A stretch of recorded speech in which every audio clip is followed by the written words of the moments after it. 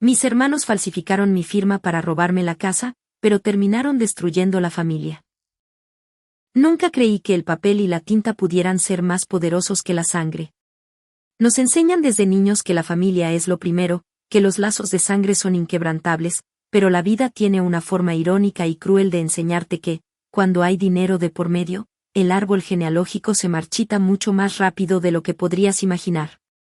Esta es mi historia, una historia de cómo casi pierdo el último refugio de mi infancia por la codicia ciega de mis hermanos, y de cómo aprendí, a la fuerza, que la ley es el único escudo que realmente importa. El santuario de los recuerdos. La casa no era una mansión. Era una estructura antigua, una construcción de los años 50 con suelos de madera que crujían como si estuvieran contando secretos y un jardín que siempre olía a jazmín en verano y a tierra mojada tras las lluvias de otoño. Para mis hermanos, Marcos y Elena, esa casa nunca fue un hogar. Desde que nuestros abuelos fallecieron, para ellos esa propiedad no era más que un activo, una cifra con muchos ceros esperando ser liquidada. La llamaban el cajero automático. Ese era su apodo. Cada vez que hablábamos de ella en las cenas familiares, no hablaban de las tardes de lluvia en el porche, ni del rincón donde el abuelo leía su periódico con su café humeante, ni de cómo la abuela nos enseñaba a cuidar los rosales. Hablaban de valor de mercado, de plusvalía, y de lo que nos tocaría a cada uno. Yo, en cambio, veía los fantasmas de mis abuelos en cada habitación.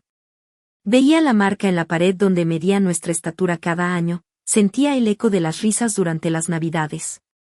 Para mí, la casa era un archivo viviente. Cuando la casa pasó a nombre de los tres, un error de planificación sucesoria por parte de nuestros abuelos que siempre lamentaré, pues querían ser justos, y no vieron la codicia latente, yo supe de inmediato que tenía que protegerla. Mis hermanos siempre habían sido, digamos, pragmáticos, con el dinero. Marcos siempre estaba metido en algún negocio de dudosa rentabilidad, desde criptomonedas hasta intentos fallidos de franquicias de comida rápida, y Elena, bueno, Elena tenía gustos caros que su sueldo de administrativa nunca podría cubrir. Firmar aquel documento de usufructo vitalicio fue mi mejor decisión. Recuerdo perfectamente aquel día en la notaría. El notario, un hombre mayor y serio, me miraba por encima de sus gafas mientras mis hermanos bromeaban en la sala de espera. Firmé bajo el pretexto de protección legal ante posibles embargos, para que ellos no perdieran su parte si se arruinaban. En realidad, era mi seguro de vida contra su voracidad. Esa cláusula establecía que, aunque los tres éramos propietarios, yo poseía el control total sobre el uso, administración y disposición de la propiedad. Nada, absolutamente nada, podía hacerse con la casa sin mi firma explícita, presencial y notariada. Ellos firmaron sin leer realmente lo que implicaba, cegados por la vanidad de ser propietarios. La grieta en la fachada. La escalada comenzó un martes por la tarde.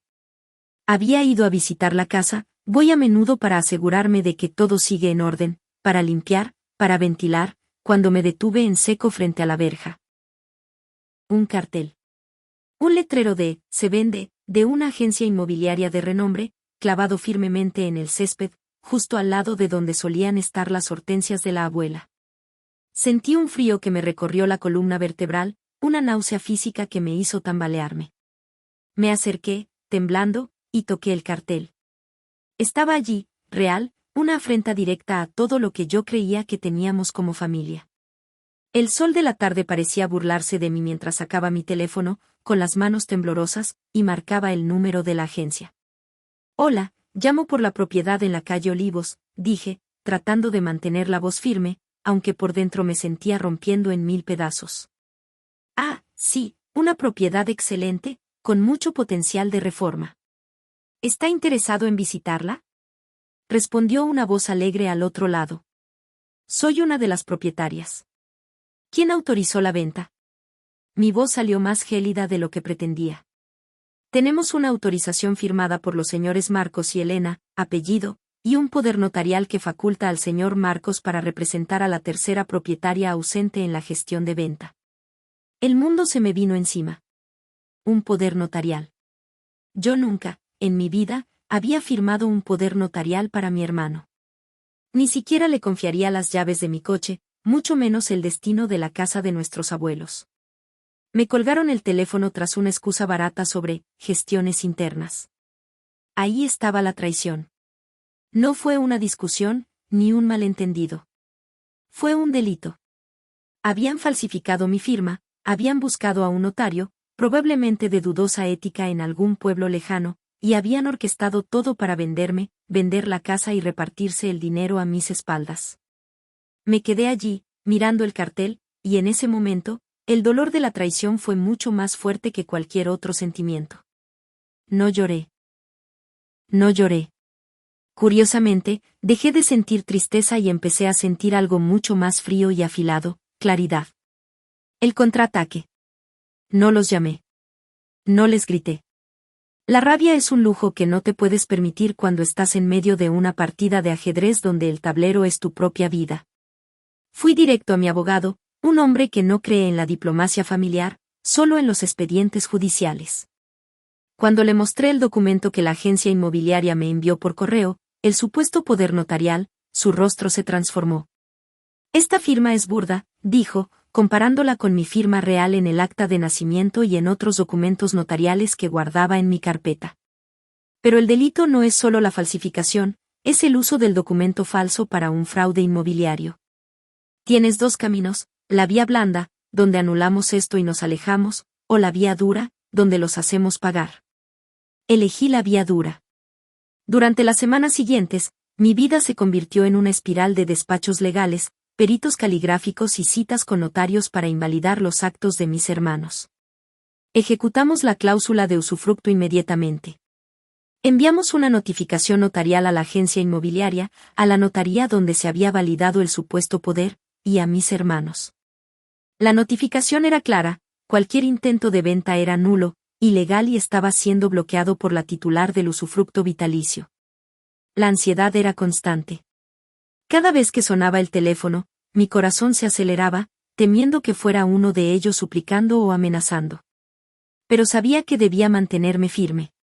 La ley estaba de mi lado, pero la burocracia es lenta y pesada. Presentamos la denuncia penal por falsificación de documento público y tentativa de estafa. La confrontación. La reunión fue el clímax. Mis hermanos pensaron que podían intimidarme.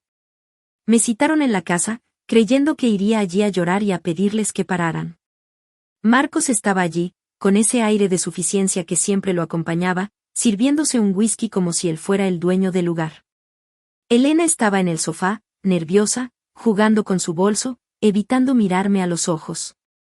Mira, hermanita, dijo Marcos, ignorando por completo la tensión que se cortaba con un cuchillo, estamos haciendo esto por el bien de todos.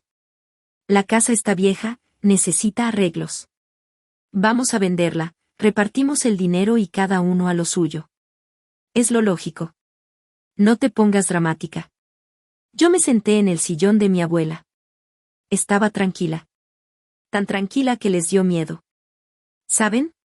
Empecé, sin elevar la voz, mirando cómo el sol entraba por la ventana, iluminando las partículas de polvo que bailaban en el aire. Lo más triste de todo esto no es que hayan intentado robarme. Es que pensaron que era lo suficientemente estúpida como para no darme cuenta.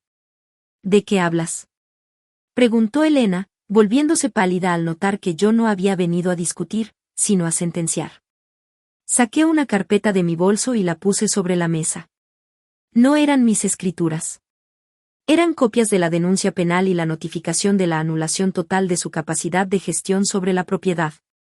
No hay venta, dije, mirando a Marcos directamente a los ojos. La agencia inmobiliaria ha sido notificada.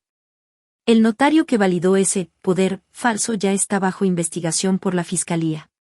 Y ustedes dos, bueno, ustedes acaban de entrar en un proceso legal que los va a dejar sin un céntimo, porque todos los gastos legales de esta cancelación saldrán de su parte de la propiedad.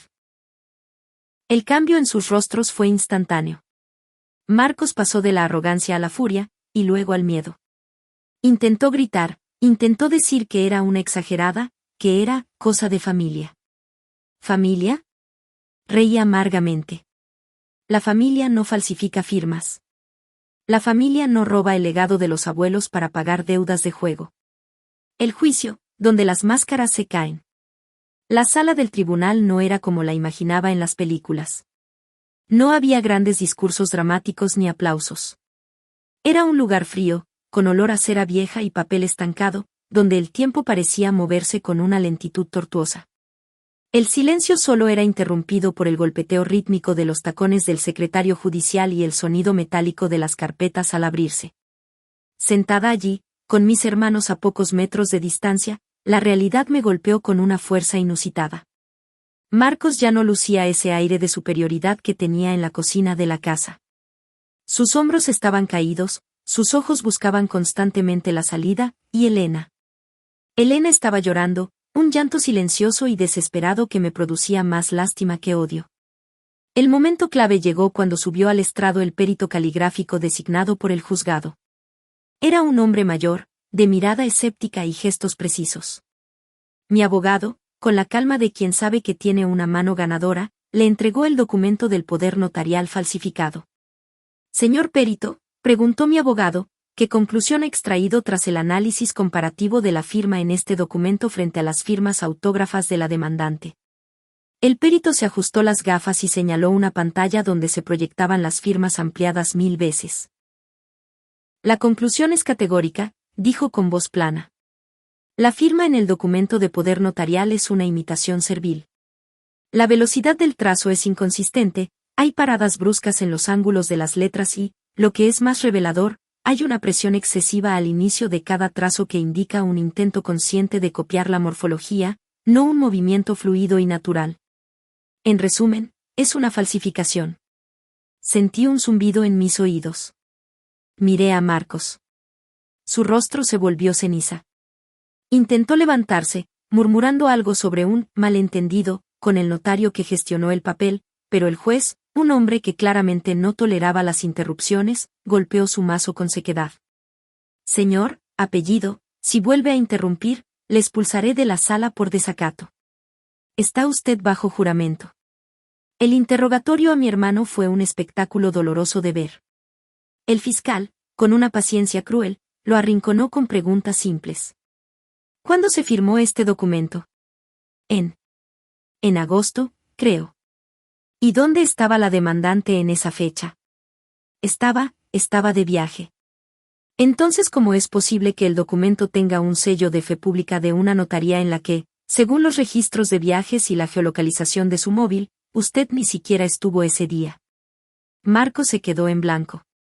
La codicia le había hecho olvidar que, en el mundo real, los rastros digitales son imposibles de borrar. Elena, a mi lado, empezó a sollozar con más fuerza, y en un momento de debilidad, confesó en voz baja frente al juez, Marcos me dijo que era un trámite legal, que era necesario para salvar sus negocios, yo nunca vi la firma. Esa frase fue el clavo final en su ataúd. No fue la ley la que destruyó a Marcos, fue la traición de su propia cómplice, quebrada por el miedo a las consecuencias penales. Cuando el juez dictó la sentencia, no hubo explosión de alegría. Fue un alivio denso, pesado, como quien se quita una mochila llena de piedras después de una caminata interminable.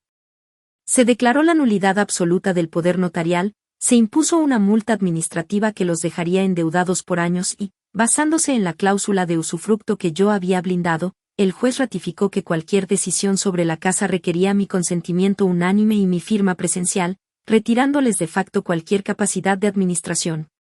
Salí del tribunal mucho antes que ellos. El aire de la calle, contaminado y ruidoso, me supo al oxígeno más puro que había respirado en años.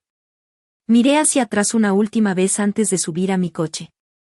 Marcos estaba discutiendo violentamente con su abogado en las escalinatas, gesticulando con desesperación, mientras Elena se alejaba caminando sola, sin mirar atrás. En ese instante comprendí que el proceso no solo había protegido la casa. Me había liberado a mí. Había dejado de ser la hermana que cede, para convertirme en la persona que, ante el atropello, fue capaz de sostener la mirada a la justicia y decir, aquí, esto no pasa. ¿Qué te ha parecido esta ampliación? ¿Sientes que el tono encaja con el resto del relato o quieres que ajustemos algo más de la atmósfera judicial? La sentencia de la vida. No fue fácil. La batalla legal duró meses. Tuvimos que pasar por audiencias, peritos caligráficos y mucha tensión. Mis padres intentaron intervenir, pidiéndome que fuera comprensiva, que eran mis hermanos. Les respondí lo mismo que le dije a Marcos aquel día: la codicia no merece comprensión, merece consecuencias. Al final, el juez fue implacable. La venta se canceló, por supuesto. Mis hermanos fueron condenados a pagar multas altísimas por la falsificación y el intento de fraude. Lo peor para ellos no fue el dinero, fue el fallo judicial que los excluyó de cualquier decisión sobre la propiedad de manera indefinida. La casa ahora es, legalmente, mi castillo. Ellos siguen siendo copropietarios nominales, pero no tienen voz, ni voto, ni derecho a poner un pie en la propiedad sin mi consentimiento. Se quedaron con el título, pero perdieron el derecho. Y lo más importante, perdieron mi confianza para siempre. Hoy, cuando entro en la casa, el silencio ya no me molesta. He reformado la cocina, he arreglado el jardín y he cambiado la cerradura. Aprendí que el papel legal, ese documento polvoriento que firmé hace años, fue el único que me protegió cuando mis propios hermanos intentaron venderme. A veces, la gente me pregunta si me arrepiento de haber sido tan dura. Si me arrepiento de haber dejado de hablarles por completo. Mi respuesta es siempre la misma: no. No se trata de venganza, se trata de justicia. La sangre te une a las personas, sí, pero los valores te definen quién eres. Y cuando la codicia toma el volante, la sangre deja de importar. Si aprenden algo de esto, que sea lo siguiente: nunca asuman que la familia jugará limpio. Protejan lo que es suyo, documenten todo y, sobre todo, entiendan perfectamente que están firmando. A veces, la letra pequeña es lo único que impide que tu mundo se desmorone. Y aquí, en esta casa, se acabó el saldo de su codicia. Estoy en paz con eso. ¿Te gustaría que añadiera más detalles sobre las sesiones en el tribunal o quizás una escena más introspectiva sobre el día que fuiste a cambiar las cerraduras de la casa?